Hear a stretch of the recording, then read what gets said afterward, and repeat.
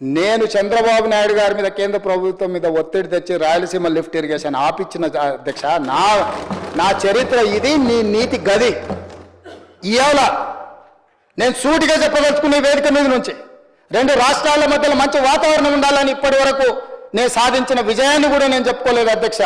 సూటిగా చంద్రబాబు నాయుడు గారికి విజ్ఞప్తి చేసిన నేను, రాయలసీమ లిఫ్ట్ ఇరిగేషన్ మీరు ఆపితే మేము ఏదైనా విషయాల మీద చర్చకు వస్తాము, లేకపోతే మీతో చర్చించడానికి అవకాశం లేదు. మొట్టమొదట 3 టీఎంసీల పర్ డే అక్రమంగా నిర్మిస్తున్న రాయలసీమ లిఫ్ట్ ఇరిగేషన్ పనులను మీరు ఆపండి అని మేము వారిని క్లోజ్డ్ రూమ్లో అడిగితే మా మీద గౌరవంతో రాయలసీమ లిఫ్ట్ ఇరిగేషన్ ఆపేసింది అధ్యక్ష. మీరు ఈరోజు నిజ నిర్ధారణ కమిటీని సభ నుంచి పంపించండి.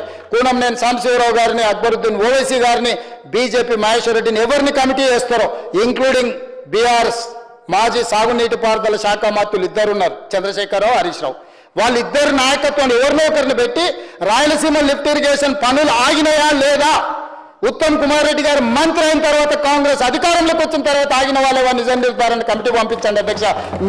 మీరు ఆదేశాలు ఇవ్వండి అధ్యక్ష. ఈ సభ నుంచి మేము అక్కడ రాయలసీమ లిఫ్ట్ను 3 టీఎంసీల పర్ డే దోపిడీని ఆపిచ్చి చర్చల పేరు మీద ఈరోజు పాలమూరు రంగారెడ్డి ఎత్తిపోతలకు అనుకూలంగా నిర్ణయాలు వచ్చి ఉమ్మడి రాష్ట్రంలో మా ప్రాజెక్టులకు మీరు ఎలాంటి అభ్యంతరాలు పెట్టకండి, మా కడుపు కొట్టకండి అని వాళ్ళ మీద ఒత్తిడి తీసుకొచ్చి ఈరోజు ఒక కొలికి పట్టుకొచ్చిన